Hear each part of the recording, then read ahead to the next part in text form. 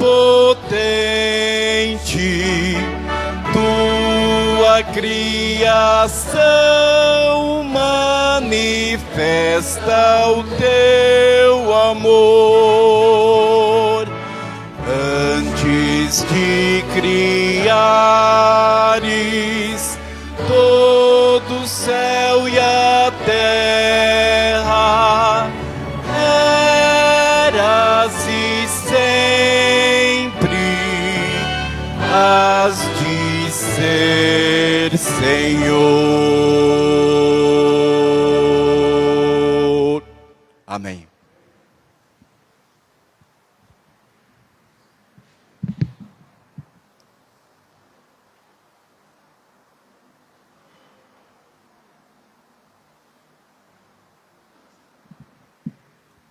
Uma excelente noite a todos.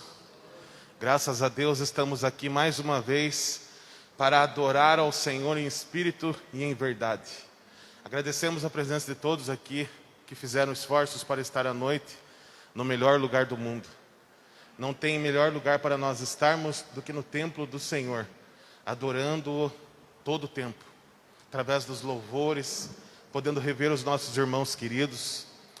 Também cumprimentamos aqueles que nos assistem pela internet, ou então que nos assistirão, quem sabe um pouco mais para frente. Nós deixamos os nossos cultos gravados no nosso canal do Facebook, e todos os nossos irmãos e amigos podem acessá-los a qualquer momento. Antes de mais nada, eu gostaria de dar uma informação. Tem um carro na rua FKA Prata. Ele está com os vidros abertos. Talvez não seja dessa igreja, talvez seja da outra, mas precisamos avisar aqui. Eu gostaria de pedir que todos nós ficássemos de pé neste momento e cantássemos juntos o hino 271, Que prazer é ser de Cristo.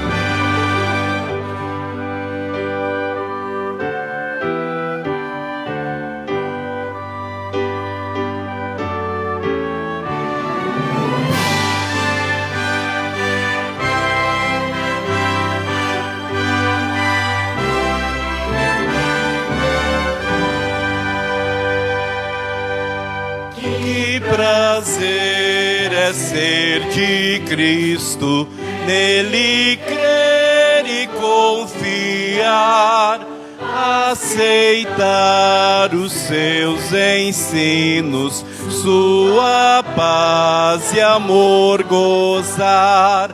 Cristo, Cristo, já confio em teu nome, em teu poder. Cristo, Cristo, bem amado, faz em minha fé crescer. Oh, que bênção crer em Cristo, crer no sangue que verteu, pois os meus pecados todos sepultou e os esqueceu. Cristo, Cristo, já confio em teu nome, em teu poder. Cristo, Cristo, bem amado, faz em minha fé crescer. Oh, quão bom é crer em Cristo, ter certeza do perdão, receber de Cristo mesmo vida, paz e salvação. Cristo, Cristo, já confio em teu nome, em teu poder. Cristo, Cristo, bem amado, faz em minha fé crescer. Sim, feliz eu sou em Cristo, dele aqui desejo ser. Quero, pois, humildemente ao Senhor obedecer. Cristo, Cristo, já confio em teu nome, em teu poder. Cristo, Cristo, bem amado, faz em minha fé crescer. Amém. Amém. Com essa certeza, vamos nos ajoelhar e falar com o Senhor.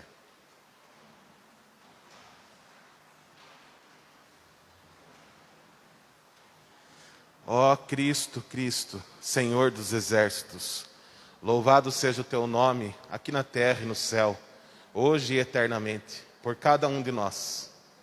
Te agradecemos por ter nos trazido aqui em paz e em segurança nesta noite. Te agradecemos pela bênção de estarmos aqui reunidos, ainda que em poucas pessoas, mas pessoas que te amam, que te adoram, que escolhem ao Senhor como o principal de suas vidas. Tu és tudo para nós, ó Senhor Jesus Cristo. Ensina-nos a contar os nossos dias, para que alcancemos coração sábio, para que compreendamos como seguir os seus passos e possamos segui-lo até o fim. Para que nós tenhamos, Senhor Deus, a eternidade no nosso caminho e possamos todos no céu conviver. É o nosso maior sonho, que esse sonho esteja o tempo todo diante de cada um de nós. Que nós estejamos, embora com os pés na terra, com os olhos no céu.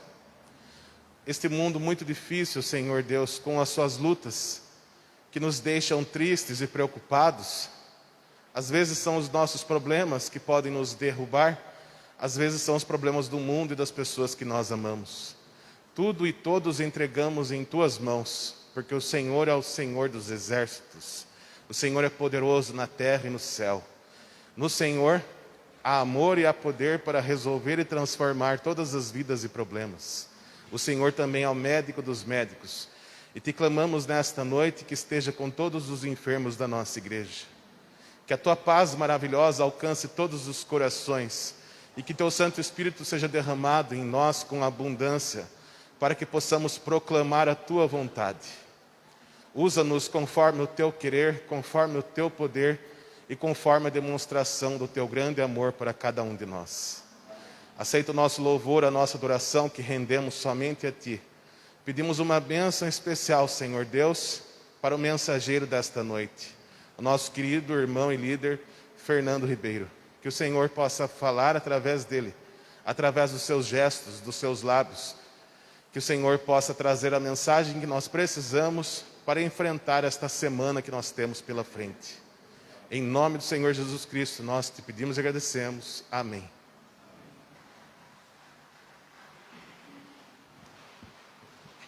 Teremos neste momento a oportunidade de adorar ao Senhor também com as nossas ofertas.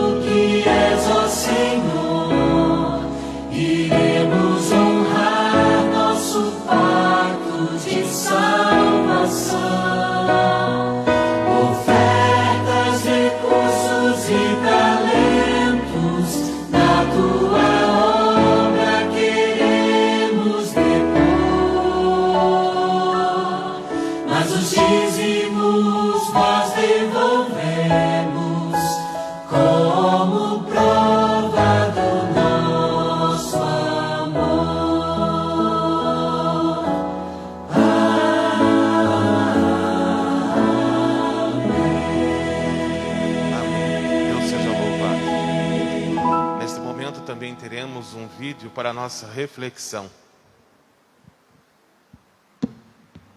Olá, bem-vindo ao Kids Talk Health.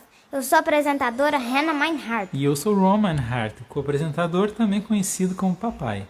Hoje nós vamos falar sobre... espera aí!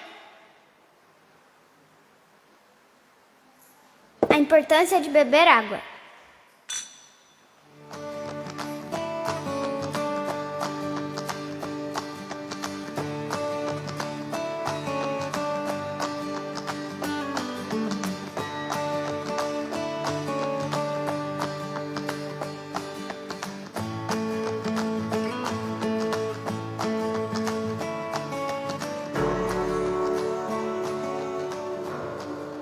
Por que ficamos com sede? Bom, É a mente avisando que precisamos de água. Vamos ouvir o Jonathan, um de nossos especialistas, para aprender mais sobre a hidratação.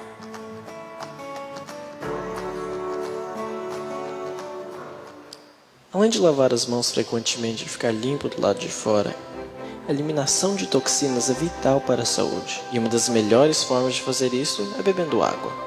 A Organização Mundial de Saúde recomenda 12 copos de água por dia para homens e 9 copos de água para mulheres. Foi demonstrado que beber essa quantidade de água tem benefícios enormes à saúde, desde a redução dos riscos de certos tipos de câncer e ataque cardíaco, até a perda de 5 kg de gordura por ano. Hidratação adequada é igual saúde adequada.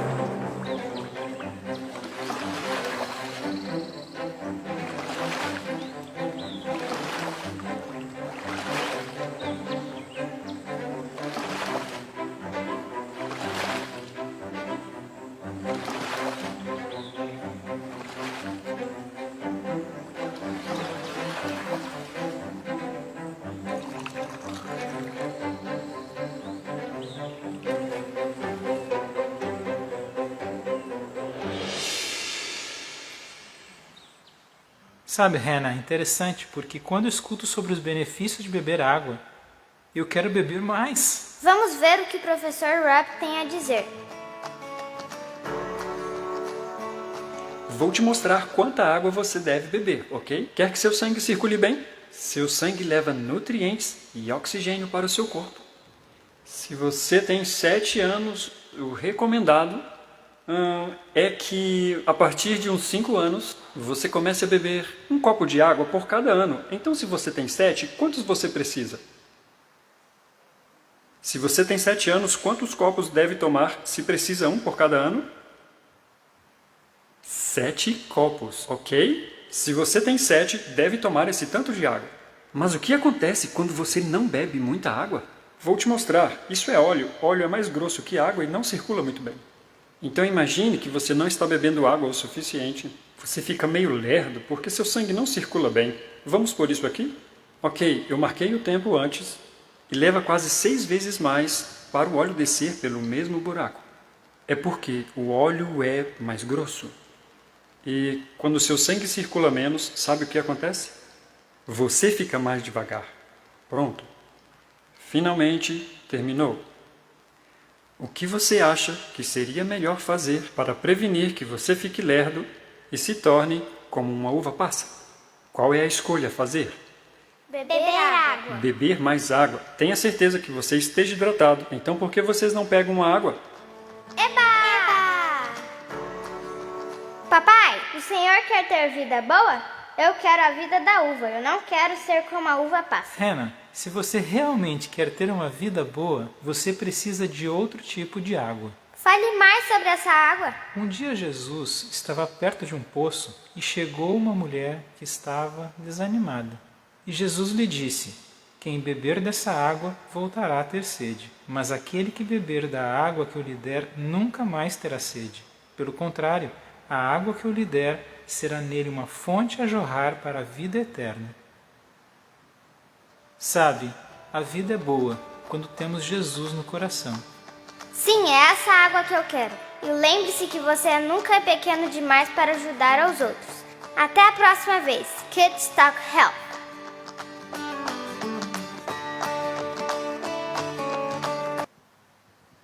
Quem da igreja aqui se recorda do pastor Dirceu? Pastor Dirceu. O pregador desta noite não é nada mais, nada menos do que o principal conselheiro, braço direito do pastor Dirceu por muitos anos na Igreja Central.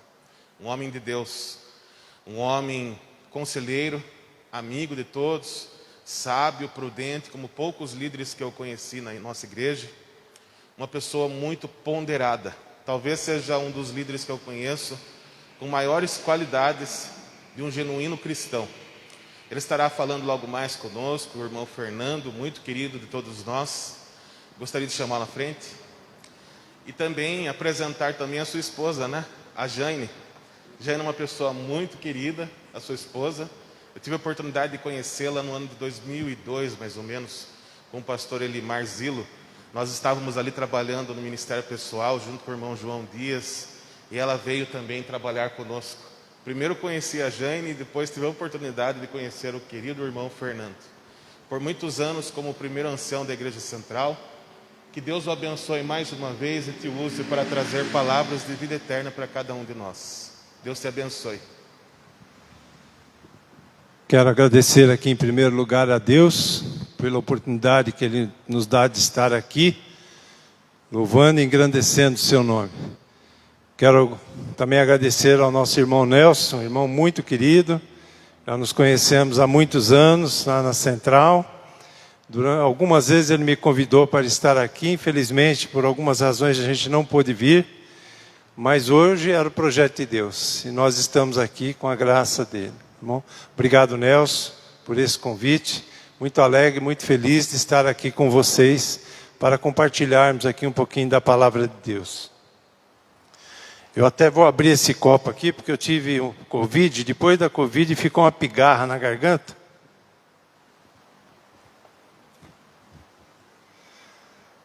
Se precisar, estaremos aqui usando ele.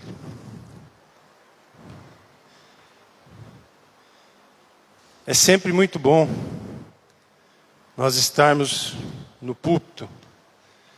Eu digo para vocês, até porque eu vim já meio maduro para a igreja, não vim tão jovem, não nasci na igreja, mas Deus, em um determinado momento, Ele começou a me inspirar e a me dar condições para ocupar esse púlpito, lugar santíssimo da casa dele. Hoje nós estaremos falando de um tema extremamente importante. Claro que todos os temas que nós falamos de Deus são muito importantes. Mas hoje nós estaremos falando de um tema que tem a ver muito, muito com a nossa salvação. Para vocês terem uma ideia, no mundo há muitas grandes forças. Vamos aqui um exemplo. Sansão foi um dos homens mais fortes que já viveu nesse mundo. Certa feita, matou um leão. Não deve ser fácil na mão você matar um leão. E num só dia, como lembro no livro de Juízes 15, ele matou 1000 filisteus com a queixada de um burro. Olha a força desse homem. O homem moderno criou máquinas. A gente vê hoje os equipamentos gigantescos, tratores, agricultura cada vez mais moderna, que derrubam, escavam, transportam. A força hidráulica transformou energia potencial em energia elétrica. A força da eletricidade move tudo, indústrias, impulsiona trens. O Brasil possui um grande potencial hidráulico. Segundo cálculos estatísticos, apenas 25% do potencial hidráulico do mundo é aproveitado. Quanto ainda falta? A ciência descobriu uma força muito poderosa para a energia elétrica. Infelizmente, sendo mal usada, a gente sabe que é um perigo na mão de quem está. Nós temos aí a criação da força atômica, a energia atômica. Mas eu queria dizer para vocês aqui, que há uma força, que é muito maior que a atômica, que é muito maior que Sansão, que é muito maior de qualquer veículo, e que não está sendo talvez tão bem utilizada. Que força será essa? Essa força poderosíssima está ao nosso alcance, está ao meu alcance, está ao seu alcance. Será que nós estamos usufruindo dessa força que Deus colocou para nós de uma forma correta? Muitas vezes a gente até se engana, confundindo ela com outro. E nós vamos estar falando aqui. Essa força ela é utilizada, quando ela é bem utilizada, veremos que tudo em nossa vida se tornará mais fácil. Absolutamente tudo. Quando nós utilizamos corretamente essa força que Deus nos dá. Vamos ver que força é essa. O tema de hoje é o poder da fé. Estamos abrindo aqui o livro sagrado e eu gostaria neste momento de fazer uma oração. Grandioso e amado Pai que habita nos altos céus. Neste momento estamos abrindo o seu livro sagrado, Senhor. Pai, que o Senhor possa nos usar. Que eu, com meus defeitos, não venha atrapalhar a mensagem que o Senhor tem para passar para todos nós. É isso que te peço, agradecido em nome de Jesus, amém. No livro 1 João, capítulo 5, versículo 4.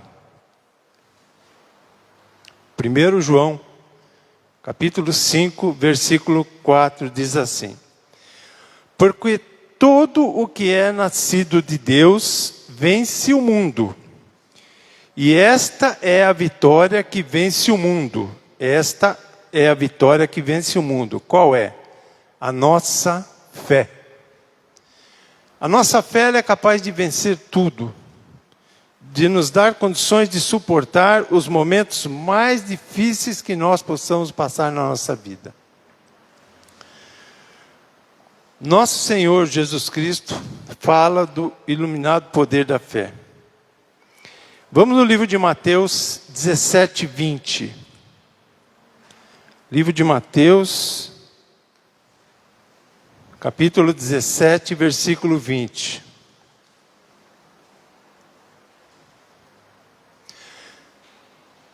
Jesus exclamou: ó geração incrédula e perversa, até quando estarei convosco? Essa aqui eu estou lendo, 17, depois nós vamos para o 20. Aqui nós estamos vendo a cura de um jovem possesso, né? E Jesus aqui, os discípulos, eles não estavam ainda intimamente ligados com a fé ali que Jesus queria que eles estivessem. Eles não conseguiram curar esse jovem possesso. E aí Jesus diz assim, exclamou: ó geração incrédula e perversa, até quando estarei convosco? Aqui Jesus já estava avisando eles: olha, eu não vou estar aqui nessa terra para sempre. Eu tenho o meu tempo. E vocês têm que se preparar para assumir o papel que eu estou fazendo aqui. Não assumir quem é Jesus, mas assumir aquilo que ele ensinava. Porque Jesus, em todos os momentos que ele estava, seja com uma criança, seja no momento de dificuldade, ele estava sempre ensinando, ele estava sempre ouvindo. Até quando vos sofrerei? Trazei-me aqui o menino. E daí ele vai ali e a gente vê que ele cura. E no versículo 20 ele diz assim: e ele lhes respondeu: por causa da pequenez da vossa fé. Olha a importância da gente desenvolver a nossa fé. Isso é Jesus falando para eles. Pois em verdade vos digo que, se tiverdes fé como um grão de mostarda, como é pequeno um grão de mostarda, alguém já viu aqui? Como é pequeno. Direis a este monte: passa daqui para acolá, e ele passará. Nada vos será impossível.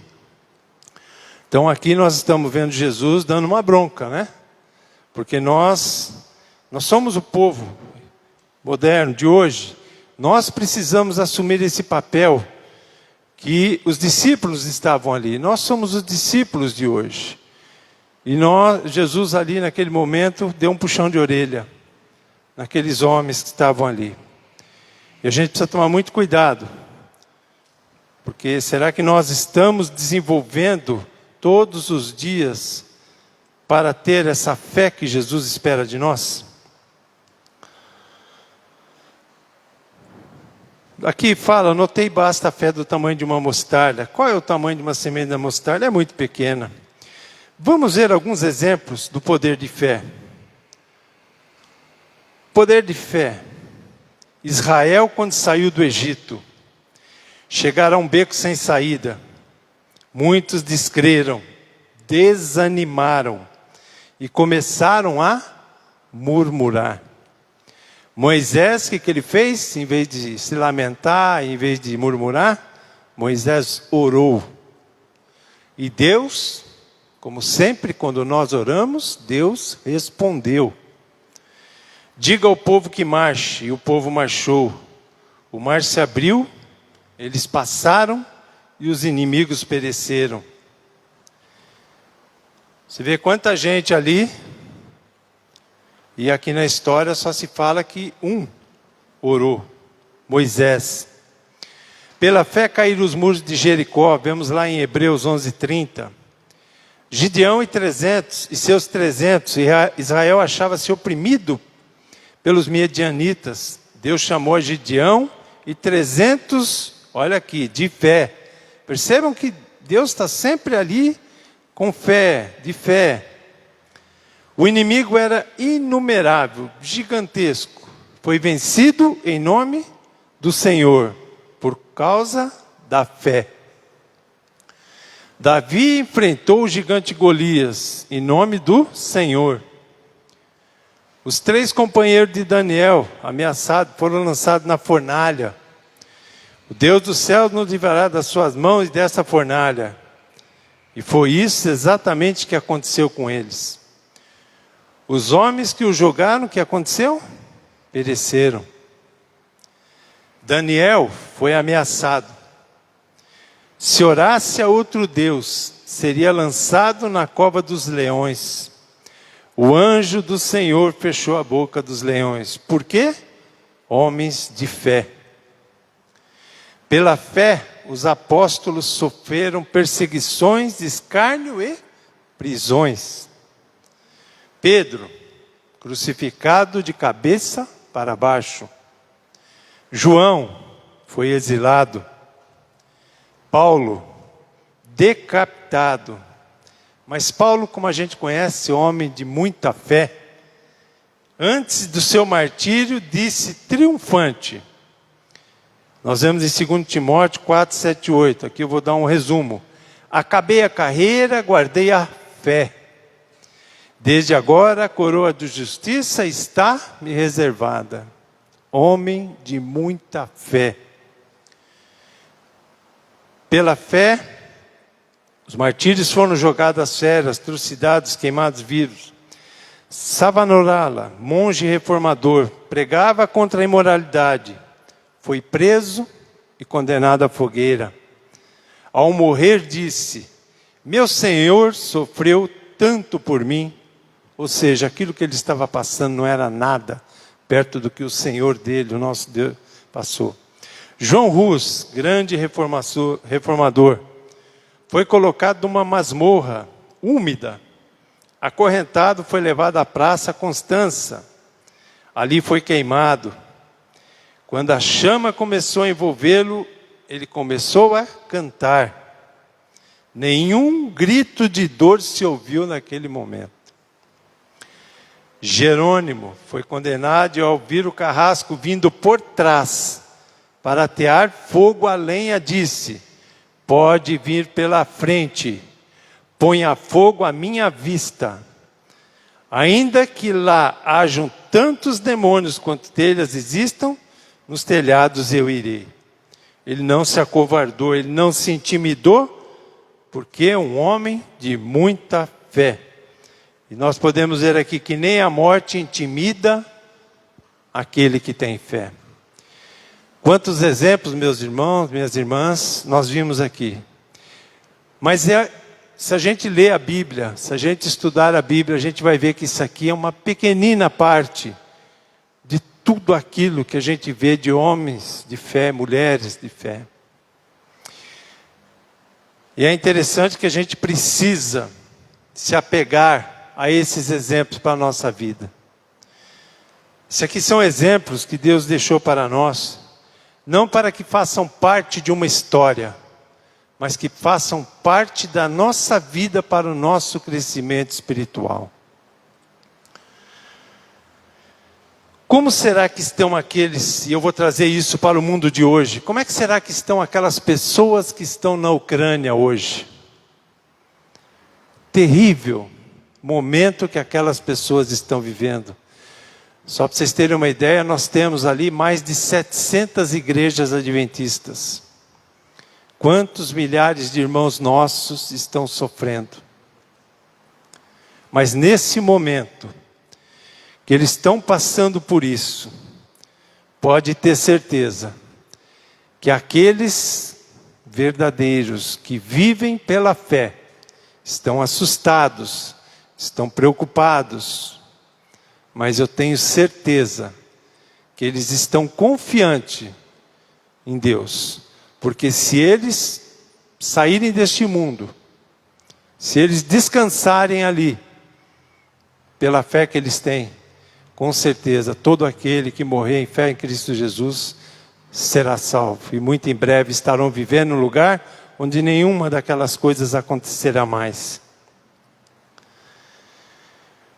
E o que é fé, pessoal? Nós estamos falando aqui de fé, mas o que é fé? Aqui nós temos algumas definições na Bíblia sobre fé. Mas eu queria ler uma aqui, que está em Hebreu, no capítulo 11. E eu posso dizer para vocês que o capítulo 11 de Hebreus é o maior exemplo e o livro mais importante para a gente ler, acompanhar, seguir, se inspirar, que Deus deixou para nós. Porque aqui, cada versículo aqui, Deus está falando, ora a fé, pela fé Abel, e assim sucessivamente, nós podemos ver aqui vários personagens do Antigo Testamento que foi colocado no Novo Testamento para mostrar a grandeza da fé desses homens. No capítulo, talvez a melhor definição de fé que nós podemos ver aqui, está no capítulo 11, versículo 1. Ora, a fé é a certeza de coisas que se esperam, a convicção de fatos que se não veem. Ter fé. Quando a gente diz assim, eu tenho plena fé de que isso vai acontecer. Eu não posso simplesmente só falar isso, eu preciso estar convicto disso. E a convicção de passar por esse momento tão especial de fé, porque alguns confundem fé com crença. Nós vamos ver isso aqui um pouquinho adiante. Tá? A crença, ela está relacionada muito mais a mim. A fé está relacionada a Deus.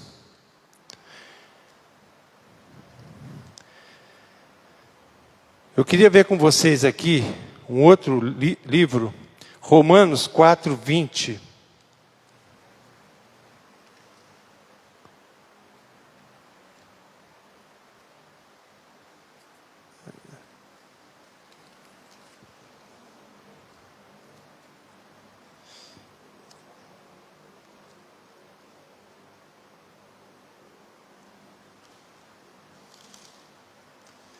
No livro de Romanos 4, 20, nós podemos aqui ver também, eu vou ler aqui o 20 e o 21. É um momento aqui de Abraão justificado pela fé. Ele está discorrendo aqui, mas esses dois versículos é o que nós vamos estar vendo hoje. Aqui não duvidou pela incredulidade da promessa de Deus, mas pela fé se fortaleceu, dando glória a Deus. Estando plenamente convicto de que Ele era poderoso para cumprir o que prometera. Não temos conhecimento em nenhum momento da história deste mundo, e podemos confirmar isso aqui através da Bíblia, que uma pessoa que realmente estava com a sua fé convicta nos propósitos de Deus, de que em algum momento ele precisou ser atendido ali por Deus, e que Deus não atendeu ele. E mais, nós sabemos que Deus jamais deixou de prometer aquilo que Ele colocou para nós. Tudo, absolutamente tudo que Deus nos promete, Ele cumpre. Cada linha. Como nós podemos ver aqui em Hebreus 11, a fé é firme fundamento, não é um fundamento falso. Ela é prova das coisas, é preciso provar e examinar. Fé é a certeza consciente e racional daquilo que cremos. A fé não deve ser cega. Não podemos crer com a cabeça dos outros. A fé não se transmite de pai para filho, mas cada um deve ter a sua. Fé é mais do que uma mera crença. Qual é a diferença que nós podemos ver entre fé e crença? Eu gostaria de ler um texto que eu tenho aqui no meu celular.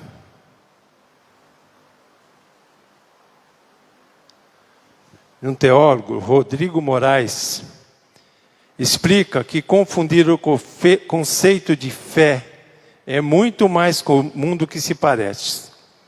A palavra crença tem como uma de suas definições o conceito de convicção profunda. Mas com o passar dos anos, essa palavra ganhou outros significados e acabou se misturando com o conceito de fé e espiritualidade. A partir de uma maneira simplista, passamos a resumir a fé como uma forma de coragem, ou quando se acredita em algo que não é palpável, enquanto que a religião passou a ser apenas um estilo de vida, uma disposição em perseguir algo. Segundo o teólogo, apesar de serem complementares, é muito importante entendermos as duas diferenças. O primeiro questionamento que eu faço quando me perguntam é: se eu te der duas opções, conhecer e acreditar,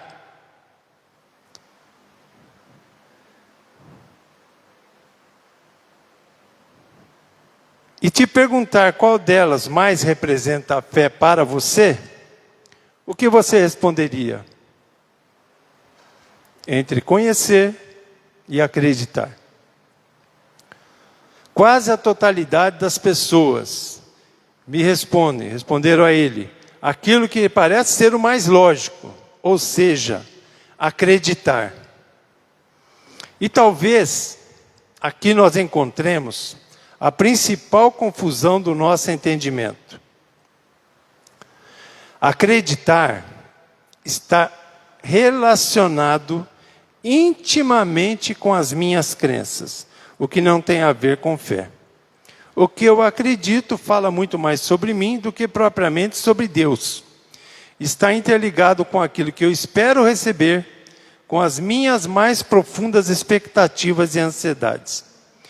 Por isso, a verdadeira fé não está em acreditar em algo, alguém ou alguma coisa, mas ela se fundamenta em conhecer a Deus. Gravem essa palavra, conhecer a Deus. Com isso, eu percebo que a grande crise da nossa espiritualidade acontece exatamente porque nós estamos tentando acreditar em quem nós ainda não conhecemos.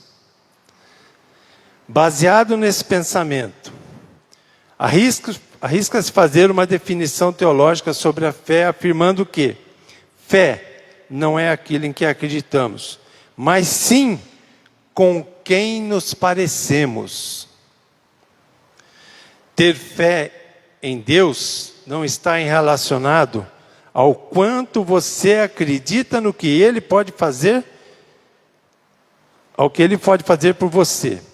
Ter fé em Deus está relacionado ao quanto você o conhece e, portanto, revela para o mundo todo o seu amor, bondade e misericórdia.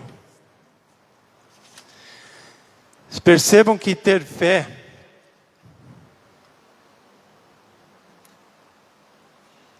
é muito mais do que acreditar. Ter fé, como nós podemos ver aqui, nós podemos ver que está relacionado, em primeiro lugar, se eu tenho fé, eu preciso conhecer de quem eu tenho fé. Eu não posso simplesmente ter fé de algo, de alguém que eu não conheço. Segundo, eu preciso me relacionar com quem eu tenho fé. Terceiro, eu não posso me encher dessa fé e passar a minha vida inteira calado. Eu preciso compartilhar dessa fé. Ou seja, fé é um tripé: conhecer, relacionar e dividir, apresentar. Muitas vezes, nós, e eu me coloco aqui junto com vocês, saímos de casa, vamos à igreja, estamos bem arrumados. Mas como é que eu estou com Deus? Eu conheço Ele? É importante eu estar na igreja? Claro que é. Porque quando eu recebo uma mensagem, aquilo vai alimentando, crescendo a minha fé. Porque eu vou conhecendo mais. Crença sem prática não é fé. Ou não adianta crer e não praticar. Muita gente crê, acredita, diz que é verdade, mas não pratica. Não sai do lugar. Ter fé é viver aquilo que cremos. Como o autor falou aqui em algum momento. Nós precisamos parecer com quem nós temos fé. Eu preciso parecer com Cristo. A minha vida tem que parecer com Cristo. Cada um de nós temos que parecer com Cristo. Quando a gente está na rua, no trabalho, na faculdade, alguém tem que olhar para nós e ver que a gente, em algum momento, por alguma razão, a gente é diferente de todos aqueles que estão ali. Por que será? Ter fé é viver aquilo que cremos.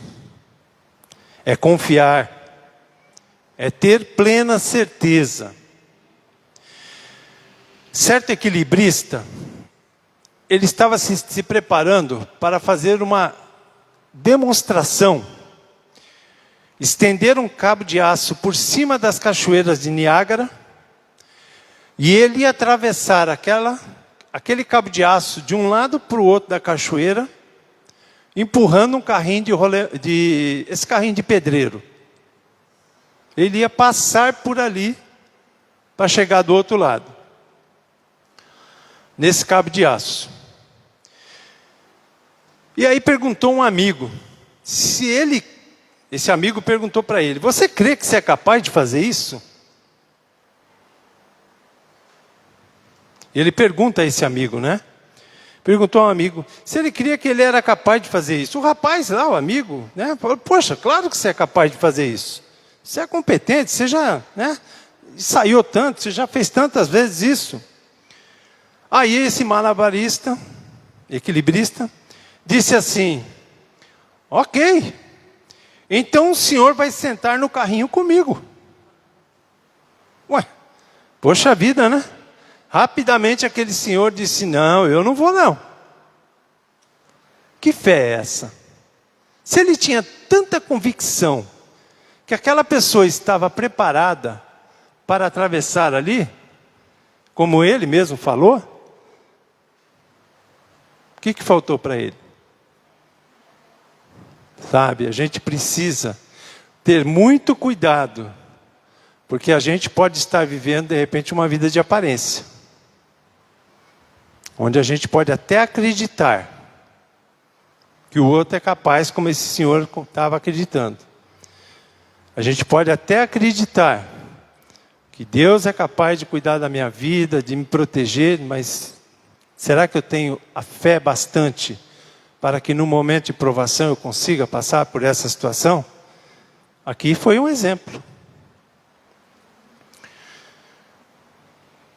Ele cria naquele rapaz que ele tinha capacidade, mas ele não teve confiança.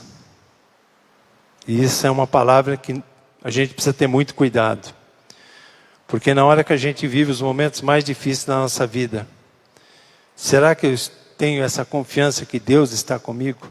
Quantos que estão ali naquela guerra, que realmente confiam que no momento certo Deus vai tirá-los dali, ou se não conseguir tirar dali, mas que Deus estará protegendo. Pode ficar tranquilo aqui que você está protegido.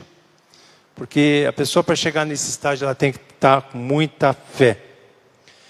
Como é que a gente faz para obter fé? Estalei o dedo, tenho fé? Não, né?